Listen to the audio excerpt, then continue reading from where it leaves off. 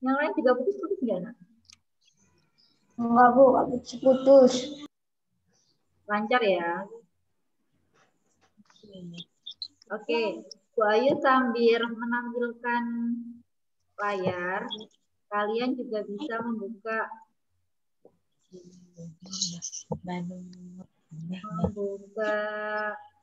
bukunya.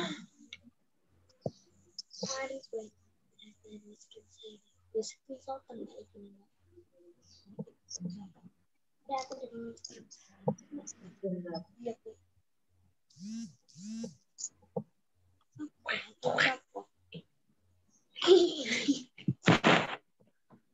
Nah, alhamdulillah yang bahasa Indonesia ini kita sudah sampai di tema 4 ya. Tema 4 kita adalah globalisasi. Tema yang untuk mata pelajaran yang lain belum sampai tema 4. Oke, dimulai ya sama Bu Ayu. Tentang struktur teks eksplanasi. Bisa melihat layarnya Bu Ayu ya, Nak ya? Oke, hari ini kita belajar tentang struktur teks eksplanasi. Seperti yang Bu Ayu bilang tadi, bahwa teks eksplanasi ini sudah pernah kita bahas sebelumnya, tapi hanya berupa video. Nah, kali ini Bu Ayu ingin menjelaskan langsung. Sebelum lebih jauh, apa kalian sudah tahu apa itu teks eksplanasi? Apa sudah pernah mendengar atau baru sekarang mendengar teks eksplanasi itu? Kalau sudah baca bukunya pasti sudah tahu ini. Teks eksplanasi itu, Nak, teks yang menjelaskan proses terjadinya fenomena, baik itu fenomena alam, sosial, maupun budaya. Fenomena alam itu contohnya misalnya, halo, ya. Kenapa? Halo. Aku Duwi, aku Dira. Boy, lanjut ya. Fenomena alam itu seperti proses terjadinya banjir, gempa bumi, gunung meletus, gerhana bulan, seperti itu namanya fenomena alam.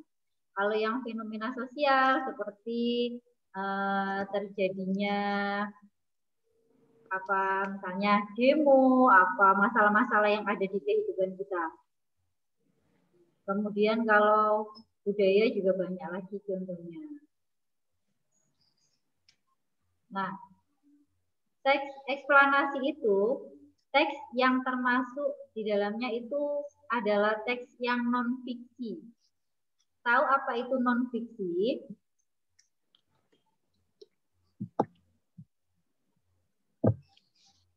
Non-fiksi itu berdasarkan kenyataan ya, Nak ya.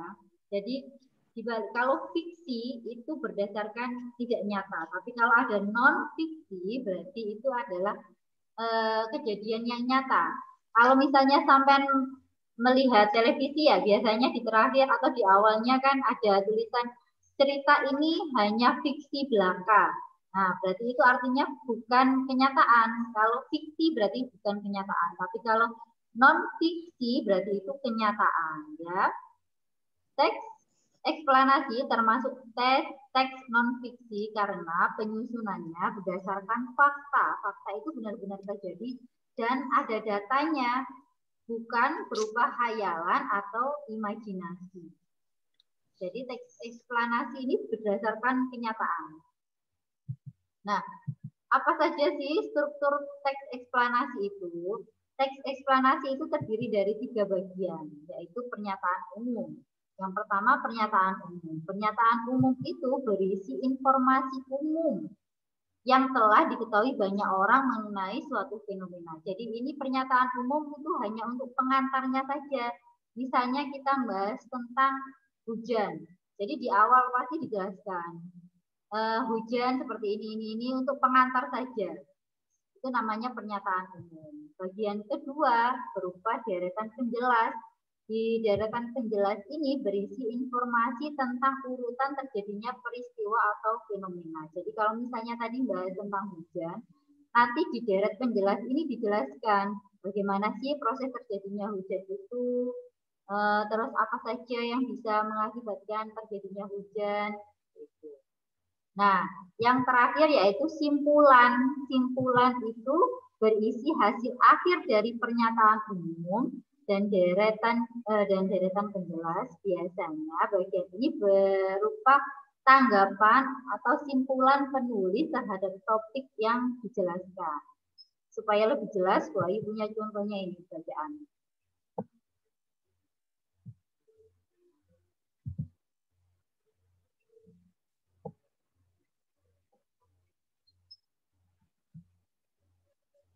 Bentar ya, loadingnya agak lama.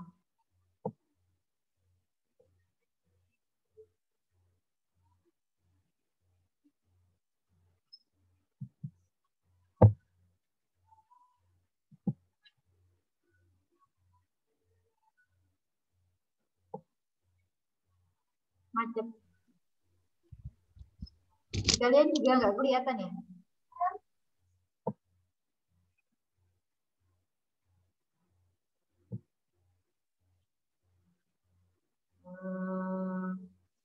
Bentar.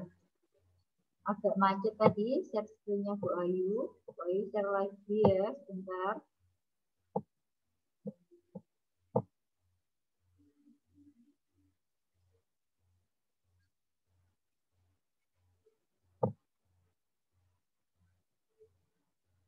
Nah, ini ada sebuah bacaan.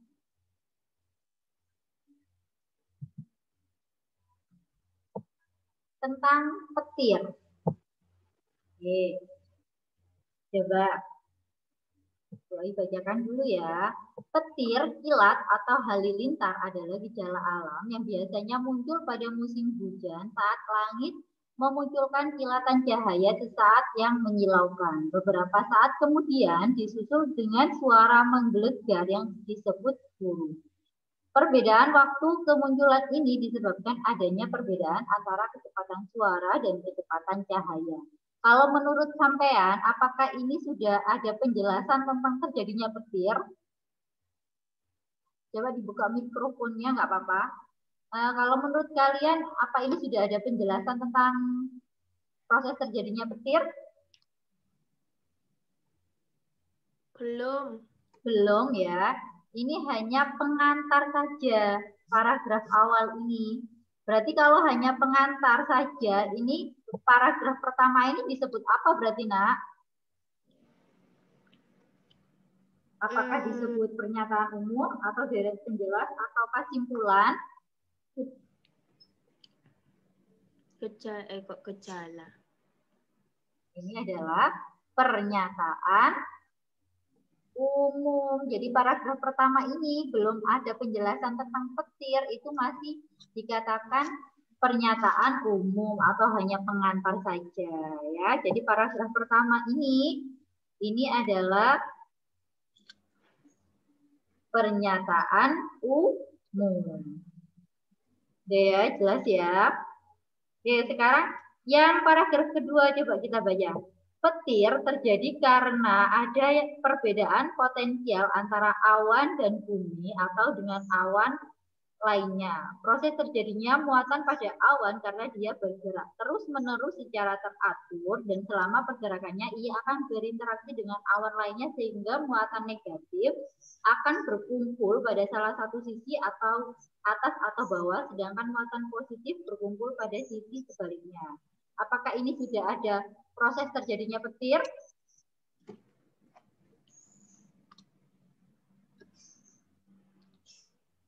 Bagaimana? Sudah ada apa belum ya? Sudah ada penjelasan tentang proses terjadinya petir nggak di paragraf kedua ini?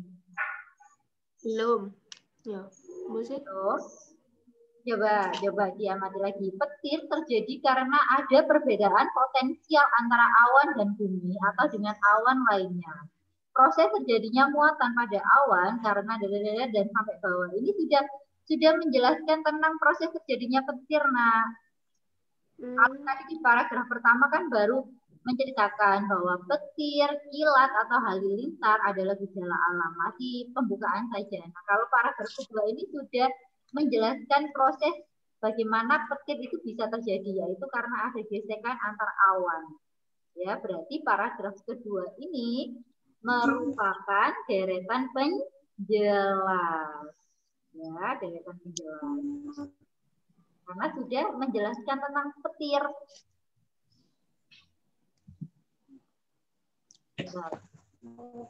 Nah, kalau paragraf ketiga coba. Jika perbedaan potensial antara awan dan bumi cukup besar, maka akan terjadi pembuangan muatan negatif atau elektron dari awan ke bumi atau sebaliknya untuk mencapai keseimbangan. Pada proses pembuangan muatan ini, media yang dilalui elektron adalah udara.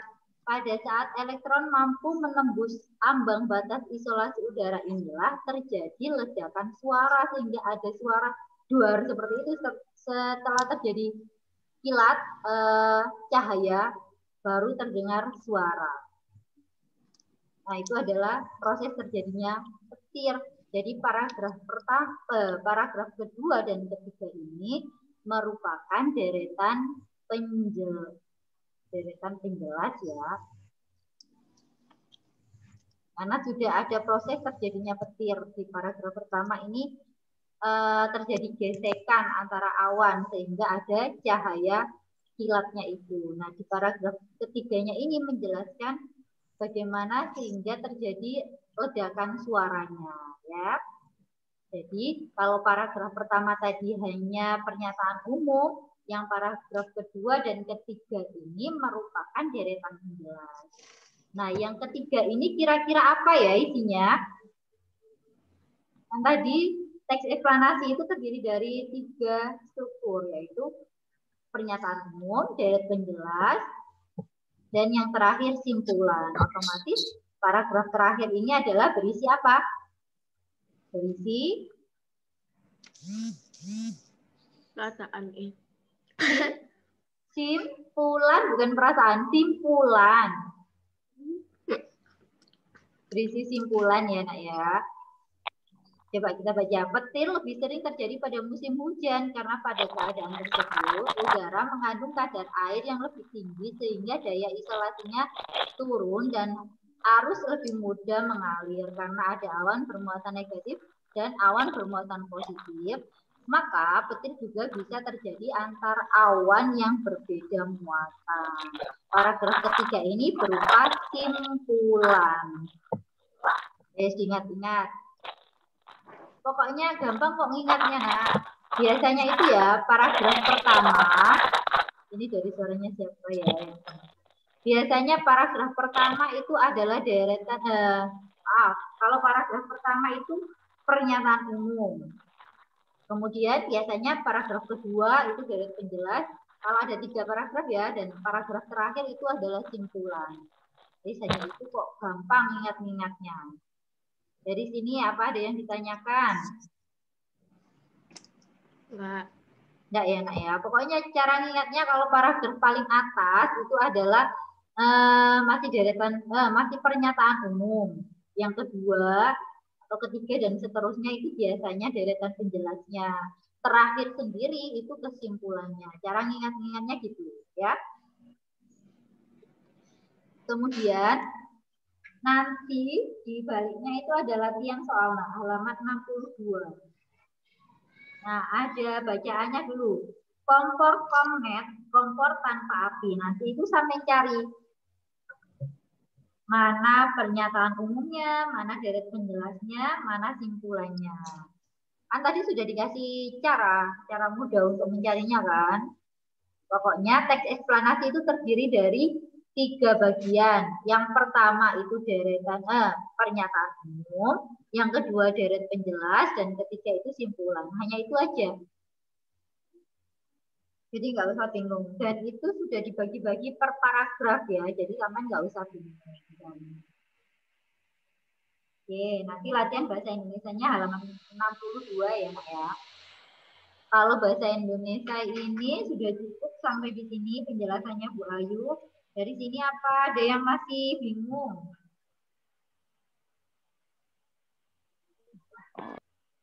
Apa ada yang ditanyakan? Kalau tidak, kita akan lanjut ke matematikanya sebentar untuk melanjutkan yang kemarin.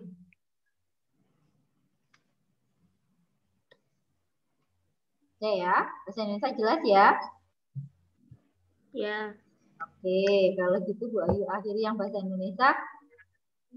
Kita lanjut ke matematikanya. Buku matematikanya bisa dibuka. Oke. Sebentar ya. Kalian siapkan dulu buku matematikanya. Sambil matematikanya dibuka halaman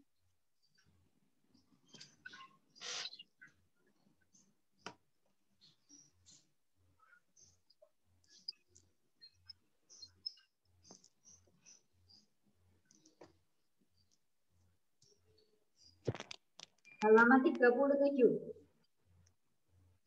37 nanti latihan soalnya 33 sama 2. Halaman 37 yang operasi itu campuran berbagai bentuk pecahan.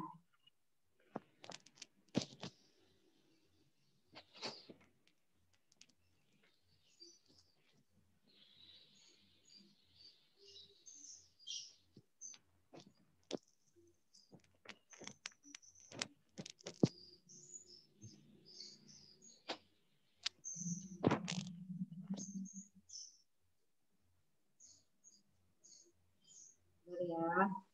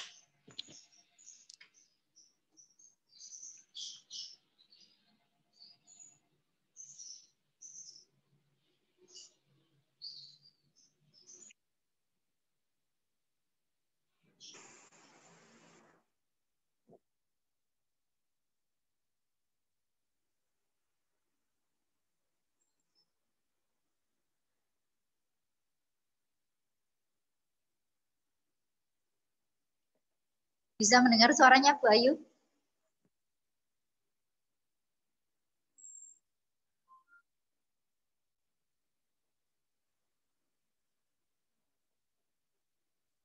Halo?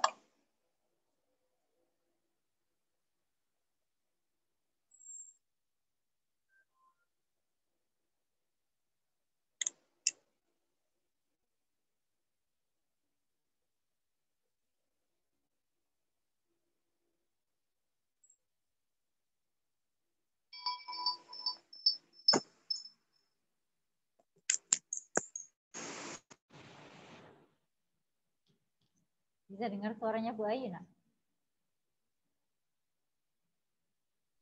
Sabu.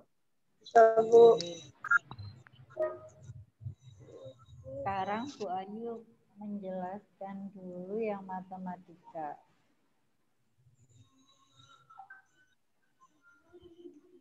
Kelihatan papanya ya.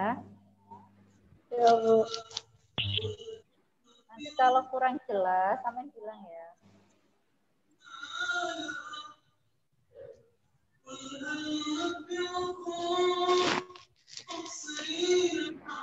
Bentar.